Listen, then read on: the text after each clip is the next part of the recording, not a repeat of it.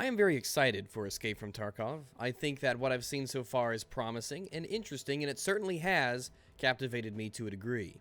Now, not enough to where I'm going to be foolish enough to drop $140, $100 on it, but I'm certainly awaiting any information I can from this game with bated breath.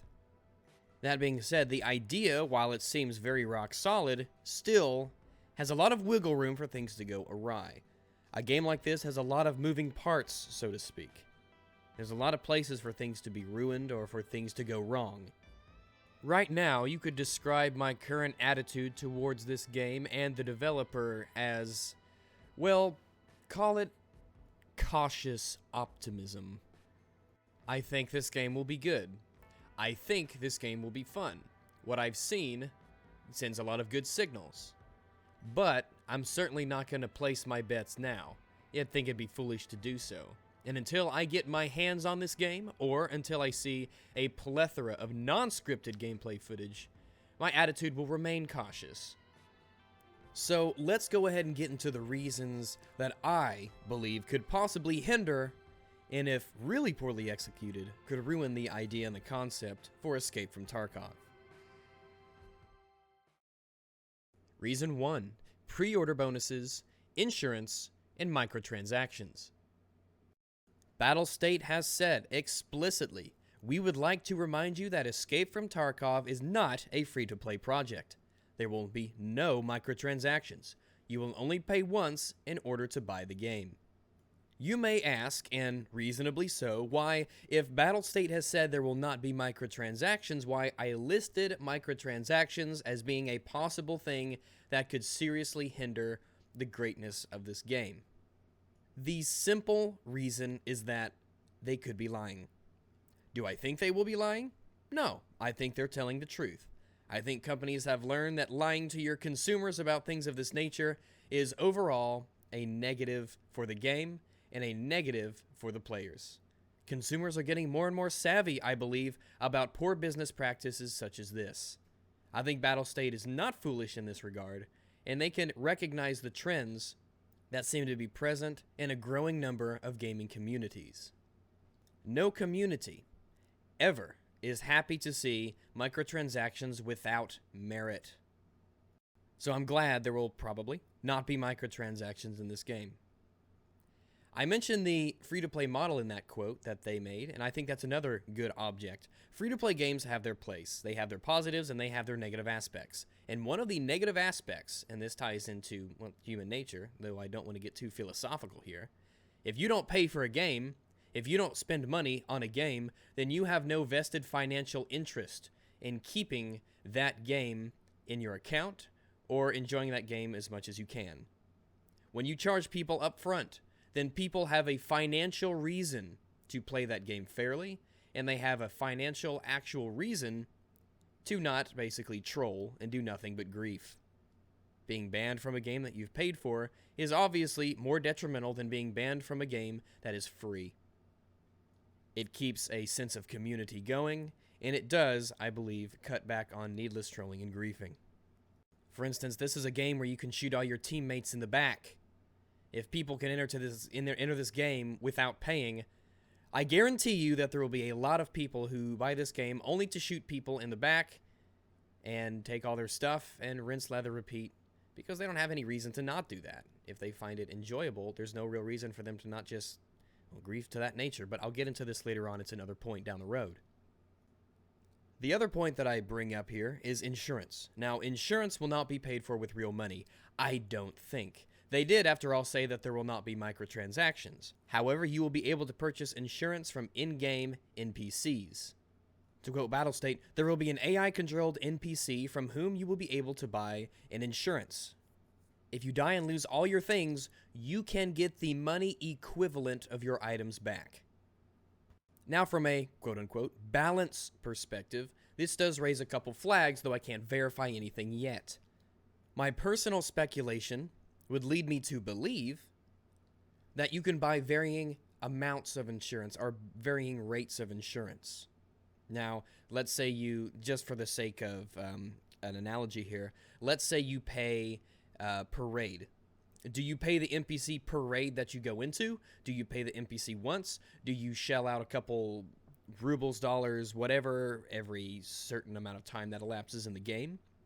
Will the rates go up? Are you able to choose your deductible? I know it gets a little complicated, perhaps, in these examples that I'm giving, but the game doesn't exactly aim for simplicity based on what I've seen.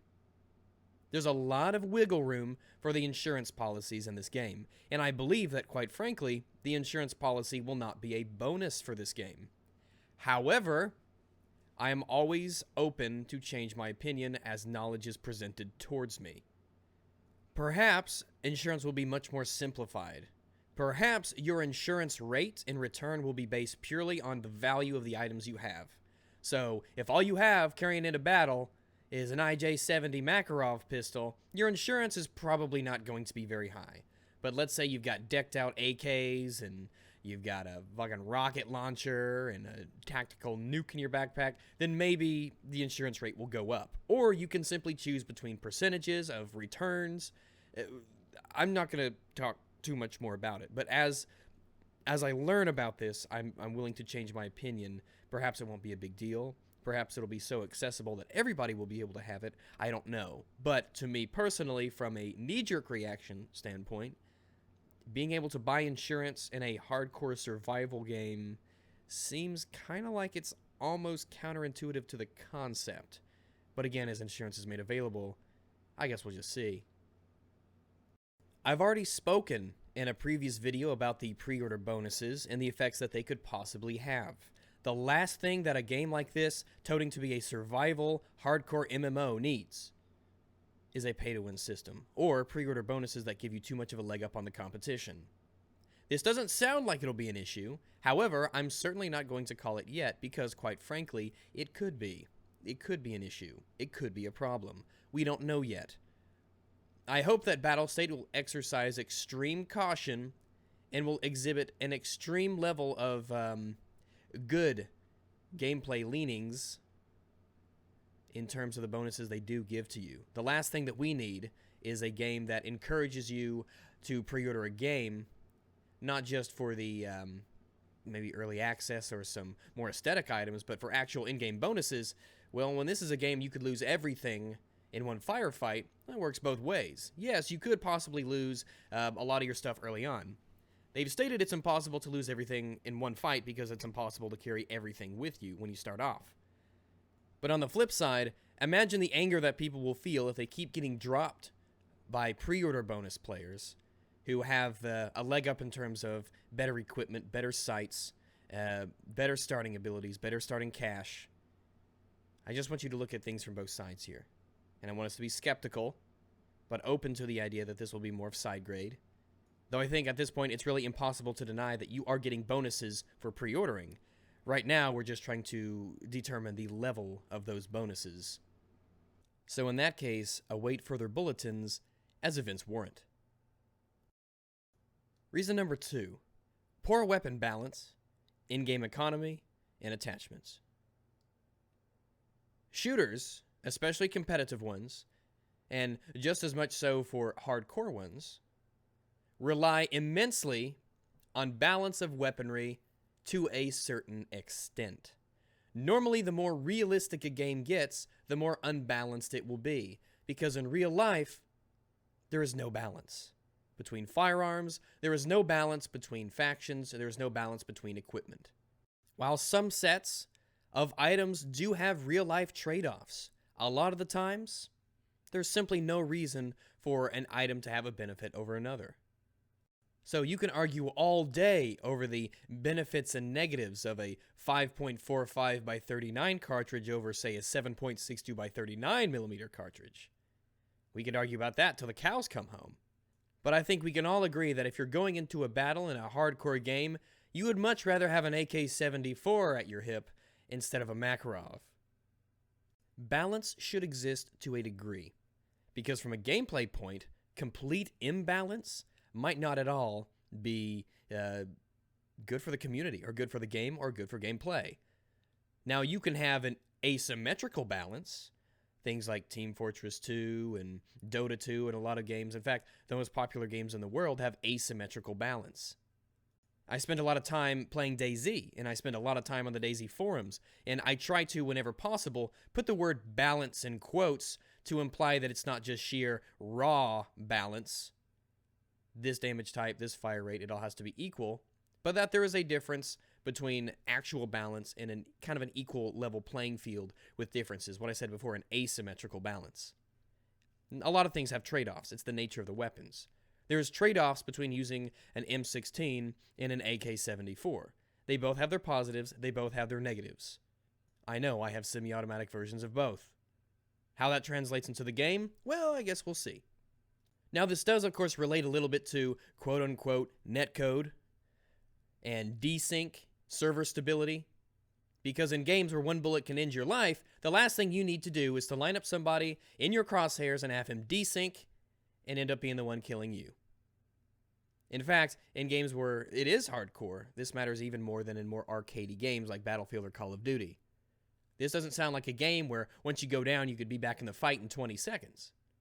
But let's transition into, now that we've talked a little bit about weapons and weapon balance and the idea, let's talk about the attachments you can put on those weapons. So, as is pictured here on this AK-74, it does seem like there's going to be a lot of options with what you can do with your weapon. Escape from Tarkov will definitely, or at least it seems to be so far, be very much of a gun dress-up game. In much the same way a young child would dress up a Barbie, us men get to dress up our guns. Just by this image alone, you've got the stock, the grip, the magazine, the bottom handguard, the gas tube cover, you've got the muzzle device, you've got the rear sight, you've got the dust cover, and maybe even the barrel. And that's just on an object that doesn't even have rails on it. That's just a basic AK. And if you look into... Wait, hold up. Before we go any further, I'm going to go ahead and maybe clue a lot of people into a few things that maybe you don't know about if you only play video games, all right? Let's talk about AK-47s and AK-74s, because it kind of bugs me how a lot of people don't know that there's basically a huge difference between these two weapons. Now, a lot of you might, but I think that if you only play video games and the only thing you know about guns are from video games, let me clear it up now. The AK-74 is not an upgraded AK-47, okay? These are completely different guns. Let me just show you the differences with the bullets here so we can get this out of the way. All right, here we go. These are probably going to be the three most common calibers that we're going to see in Escape from Tarkov.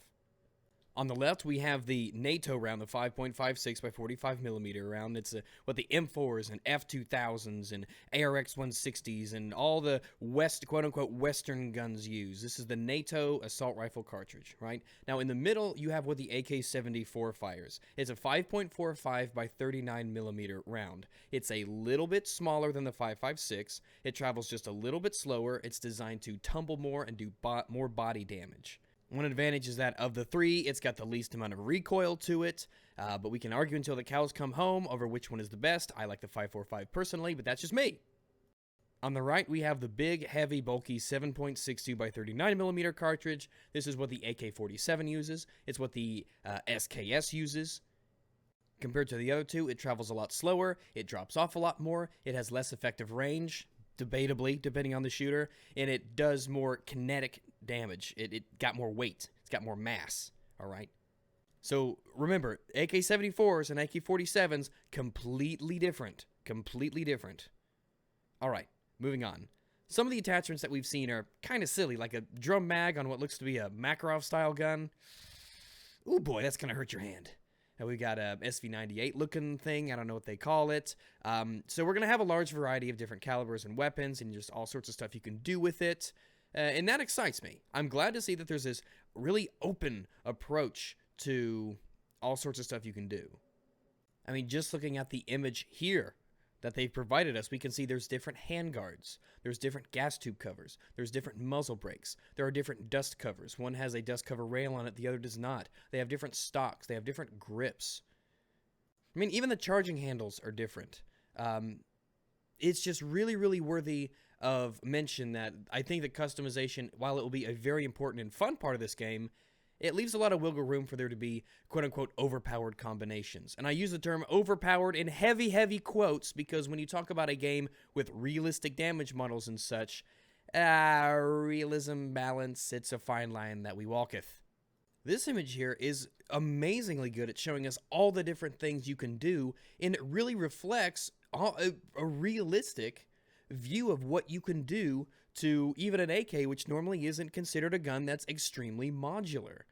I mean, all these different sights, the type of stock, it looks like you can change the stock and the stock acceptor, the receiver in the back, everything from the grip, the magazine. They've got the grenade launchers. They have multiple points of attachments for the Picatinny rails and the handguards. I mean, it looks amazing. This looks really cool. I will enjoy playing around and finding these interesting, nifty combinations. Also, that magazine is called a 5.45 by 39 CA. Is that a reference to California? Nah, it's probably SA because it's all written in Russian down there. Anyway, Escape from Tarkov can be ruined if certain weapon combinations are deemed overpowered. Now that I see that GP30 grenade launcher, I'm worried about, noob tubes and that sort of thing. I really do kind of, it just rubs me the wrong way when I see stuff like that. Because I'm worried about the idea that maybe grenades will be super cheap, and they'll have a very large area of effect, or they'll be way too useful and way too potent, and everybody will be using them all the time. We didn't see them being used, I don't believe, in any of the footage we've seen thus far, and that's what kind of worries me a little bit. I don't know. I mean, if you take a game like Battlefield, they're not overpowered there, but Battlefield is not a realism-based game. So, again, let's take a look at all the attachments and all the things you could do to rifles and stuff, and maybe realize that the more that you add, the harder it is to balance. I'll give them the benefit of a doubt that it will be balanced, because I think Battlestate is fully aware that balance in that regard, or at least believable or acceptable balance, is a huge part of what this game will be. So I think they know they have to get this right. The third is the in-game economy. All right, of the second point that I have here, I'm worried about the idea that the in-game economy could require balancing as we go. It may be very difficult to get correct. Now, I was talking a little bit about the GP34 grenade launcher. Now, what if grenades are super cheap? What if they're, can be found too easily? What if they're overpowered? What if that's all the people use? I'm worried about the items and the weapons and the money all coming together in a way that's not really conducive to the realism survival experiences. Now, we have in-game purchasing of insurance, which, as they've said before and that I've touched upon, will give you money equivalents of what you've lost, which means that, in theory, you can just go and rebuy this stuff and get back into the fray. And we'll see how that plays out as the months roll on by. But if the in-game economy is skewed and awful, then we could see money either becoming too useful or not useful enough, or having effects on gameplay where people will try to play for money, or where people don't care about money, or where, it's hard to describe at this earlier on stage. But economies in games are very, very important, especially in this quote-unquote MMO style survival shooter. Now, there is an excellent video done by a YouTube channel called Extra Credits. And in this video, which I will link in the description, and one that I really, really encourage you guys to look at because it's super interesting, they talk about how in MMO-style games, as games roll on, the game itself, the economy and the mechanics and everything in that game has to find a way to manage the inflation of the money that is present inside of the game world. As players find money and sell objects and get items and sell them, how is the inflation of the rubles, dollars, euros in the in-game economy going to affect the prices of items and the prices of the money itself? Will there become a scarcity of money? Will there become a scarcity of weapons? Will there be too much money? Will there be too many weapons? I mean, supply and demand, as things become more and more scarce, they become more valuable. So I'm really, really interested. I really am. I'm really interested to see how Battlestate handles the in-game economy of Escape from Tarkov. Now, players who pre-order bonus can get up to 2 to 3 times as much cash, as we learned from their FAQ. Of course, that worries me. But I guess we'll see just exactly how much value this money has, and if rubles, dollars, and euros, unlike their realistic counterparts, share the same value in the game. Or even if money will matter at all, perhaps people won't care about money and they'll only care about equipment, with money being this little side item that doesn't have as much potency as magazines, bullets, and assault rifles do. But let's just keep trucking along here. No, I'm not in a hurry, if you couldn't tell. Reason number 3, poor world design and player flow. What I mean by this is the player's movement around the map and the design of the map and the world itself. In a lot of realistically designed maps, they might not, from a video game perspective or a first-person shooter perspective, be the best depending on the game it is. For instance, if maps become too vertical, a lot of the time that creates a lot of issues with just too many lines of sight and the impossibility for you to move around without getting shot from every possible window and every ledge and every porch and every gutter. Now, maybe that will be the case with this map and you just have to be super paranoia levels of careful as you move around. I hope that's not the case. As we know from games like Call of Duty and Battlefield to a degree and other shooters, maps have lanes. And this happens in games like Dota and League of Legends as well. There are lanes that you cover, there are places to go, there are circular designs to a lot of these maps. Players have a flow that they use to go around the map. There are pathways, and there are a certain amount of places that enemies could be as you traverse around the map. In a realistic setting, every single as I said before, every single window, every ledge, every porch, every staircase, every basement, every ledge, everything could have a rifle barrel sticking out of it. And while this is all right to a degree, you don't want to have too few places to where it's predictable to find out where enemies are. If you have too many lines of sight, this will be a camper's paradise. This will be a game where mobility is highly discouraged, not only because of the natural associated risks with moving around and the risk of losing all your stuff, but also at the same time, it'll create an unwillingness for players to move around because there are so many places that they could take a bullet from. There's a fine line of balance here, and I know they said they're going for realism, but, well, Tarkov isn't real. So we'll see how they do the map design and the game flow. I don't want to have maps that are too camper-centric, and I don't want to have the objectives in this game, should there be objectives in this game, in the raids and stuff, be too dangerous to the point that there is no PTFOing. There's no playing the fucking objective. It's all camping and sitting around and being too afraid to so much as move a muscle for fear you're going to get shot from directions you would have never imagined. Maps should have a good, realistic flow and accord you an amount of freedom of movement to where you can pull off things like flanks and such without worrying about getting just, like I said before, shot from an immeasurable amount of different directions and different places. As we get our hands on alphas and betas, we'll see just how well the map design really pulls through for us. But bad maps can ruin excellent games, and great maps can make great games even better. Reason number 4, statistics. I did not accidentally put that in all caps. A game like this can be ruined by statistics. That is, player statistics. One of the biggest problems in Battlefield, for instance, is that a lot of players do not or will not play the objective. They will not help their team. They will not do anything productive because KD. I hate the fact that this is so prevalent in games.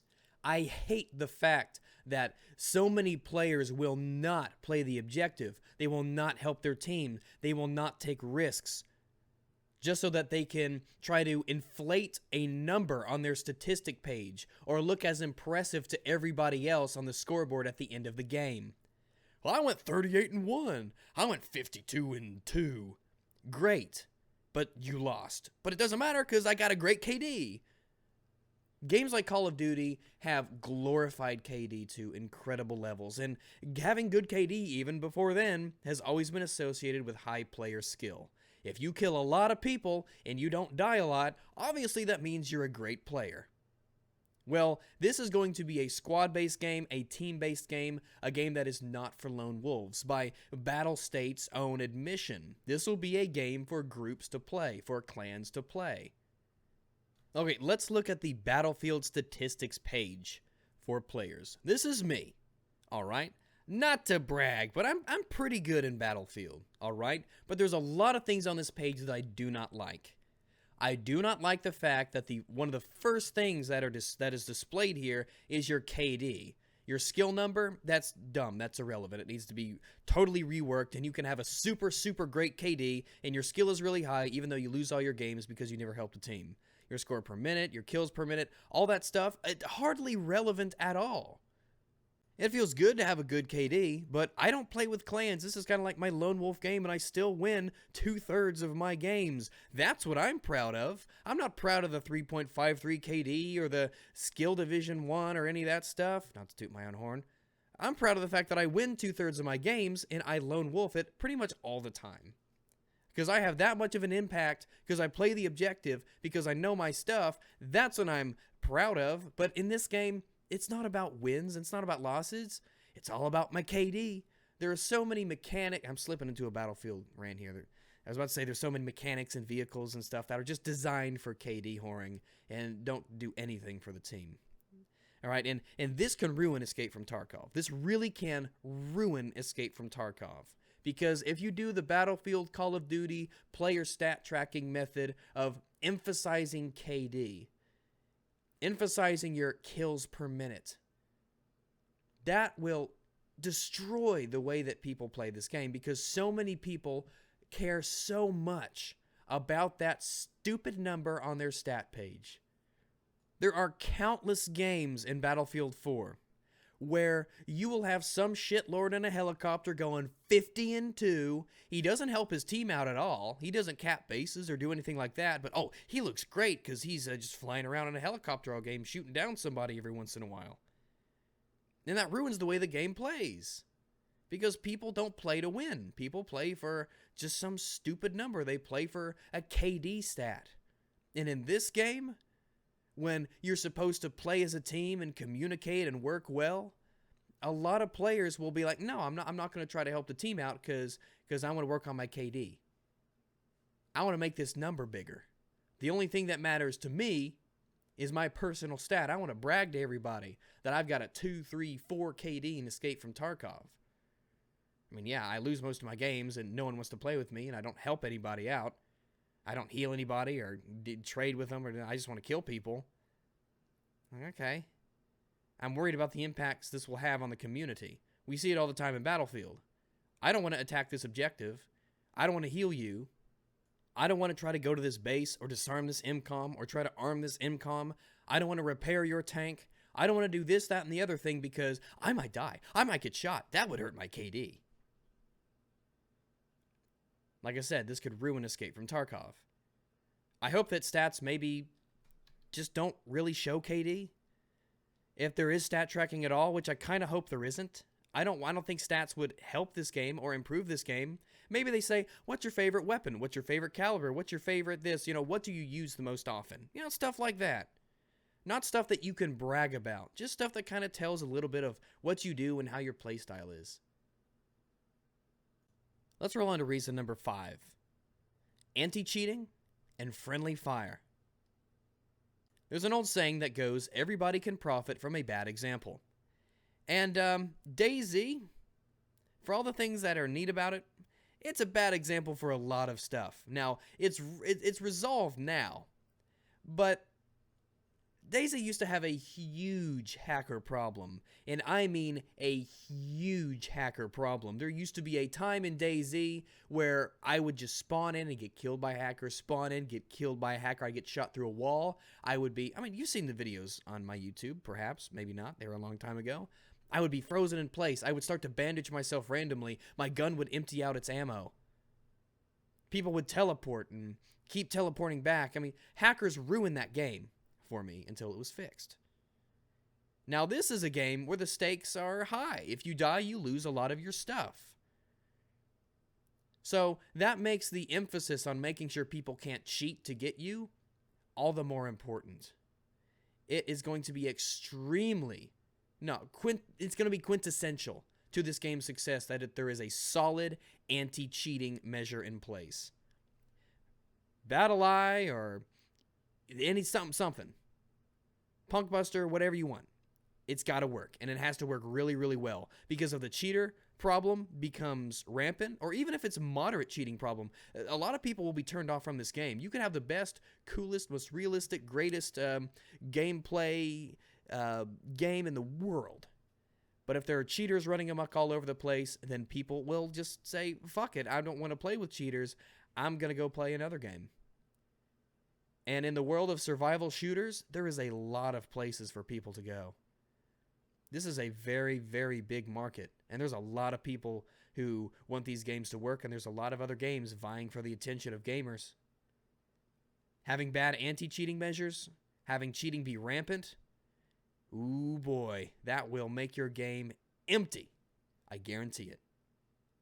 It's one thing to have a character you care about with equipment you care about, and then you lose because you legitimately lost to a guy in a firefight, or he outthought you, or he played you.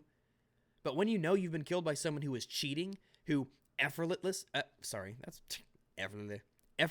just killed you because he had some software assistance and he hacked into the game, or he changed this or changed that, that's just disheartening to indescribable levels. I mean, that is real. That's like someone taking a shit on your chest and calling it Christmas. Now, the other thing I bring up is friendly fire. Let me specify what I mean here. I'm not saying that the idea of friendly fire is bad in this game. Friendly fire is real. A bullet is not discriminatory when it comes out of the barrel of a gun, and whether or not you're an American shooting an American, or a Russian shooting a Russian, or a Ukrainian shooting a Ukrainian, or a dog shooting a dog, it doesn't matter. Friendly fire is a thing. It exists. It makes sense for it to be in a realism-based game. But here's the thing. I'm worried about the idea that there doesn't seem to be any sort of penalty or hindrance for players who want to grief in this manner. Now, I've spoken before, I'm glad this game isn't free to play, or I believe this would be a rampant problem. But I'm still worried when I hear things like, the PvP and PK system is based on free roaming. You can kill anyone, anywhere, anytime. It is not recommended to kill your faction, but no one will stop you if you want.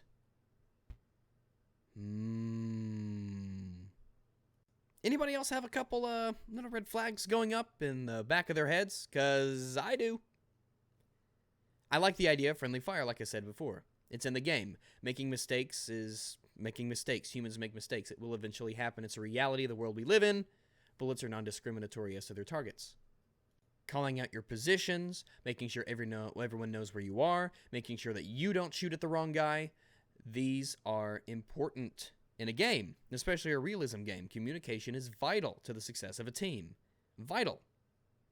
Not just go here, not just do this, don't shoot me, I'm coming around this corner.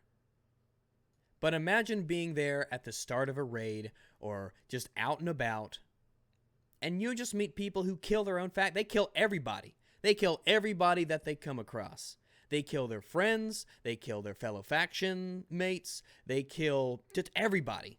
At the start of a raid, they just shoot their whole team in the back.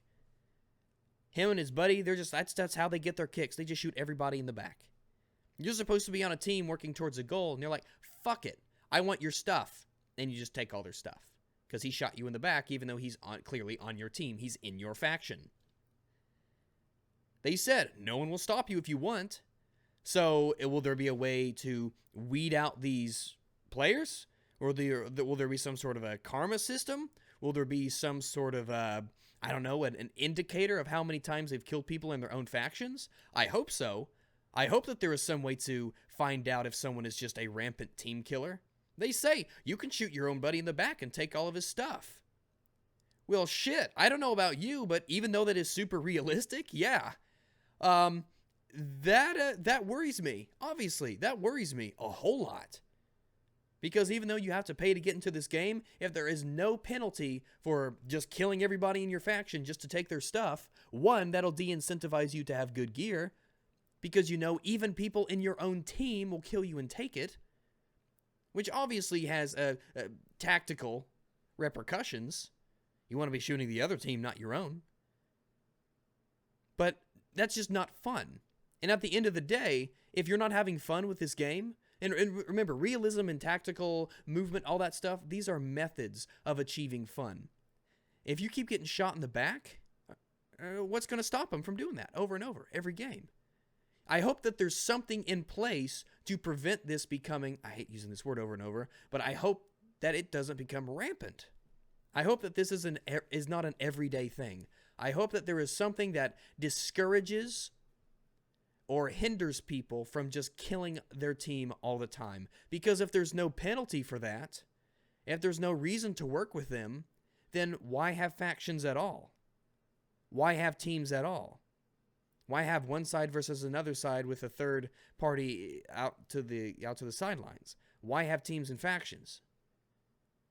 Just something that worries me. Something that I know will really, really, really put the dampener on this game if it's not addressed, or if it's not frowned upon to the degree where it's not done.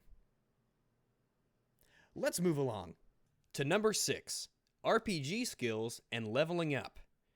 So, Escape from Tarkov will be an RPG to a degree. It will have RPG skills, and you will level up as you do stuff. As I read the information that Battlestate has given us about leveling up, overall, I don't think there are any major problems here. But like in a lot of things, the devil's going to be in the details. I'm going to go out on a limb and say that the combat skill is going to be, without a doubt, the most widely used skill in the game, because this game is about shooting. Weapons, reloads, recoils, aiming. This seems to mean that maybe you could do more in terms of how accurate your aiming is, or how low your recoil is, how fast you reload, and what weapons perhaps you have access to, or what weapons you can get better at. I don't know. Just going out on a limb here. There do seem to be soft skills in the game. The more that you loot, for instance, the more your looting skill will go up, which means the more bonuses you will receive, which, in the case of looting, will probably be like 7 Days to Die. You'll find better stuff, or have your percentage chance for finding rare or valuable items increase as well. That's kind of nifty. Now, normally a lot of competitive games try to keep that competitive nature of themselves by keeping everybody equal. And in this game, that's not going to necessarily be the case. There won't be classes in Escape from Tarkov. Instead, people will choose their loadouts, they'll choose their equipment, and I believe that their skills will affect that. If somebody, for instance, wants to be a medic, if they want to heal people, if they want to do something of that supportive nature, then their practical skills like healing will go up as a result.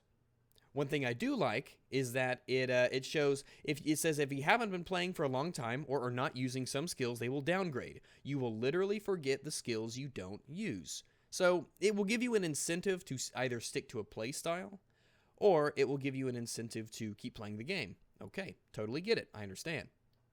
But if this RPG system is skewed too far in any one direction, or if some skills are simply way more useful than others, so useful that not having them is vastly detrimental to your character, I fear that we may see a coagulation of playstyles, everybody going towards a certain skill, everybody going towards a certain role, because the bonuses will be so obviously helpful.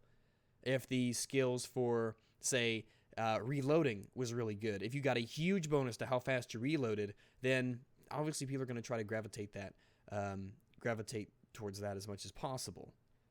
Now it says you will also gain XP for exploring the world, finding all kinds of new things, repairing your gear and weapons, eating, using your meds the right way, cleaning water, healing your teammates, killing, headshotting, or killing sprees. Killing sprees. Looting, lockpicking, and scavenging. I don't know what looting and scavenging. Maybe there's a difference. And let's hope to God there are no kill streaks in this game, or visible objective rewards for getting killing sprees. Killing sprees encourage camping. That's what they do. Look at Modern Warfare 2 for the perfect example. That was a camper's game with rewards for camping based in kill streaks.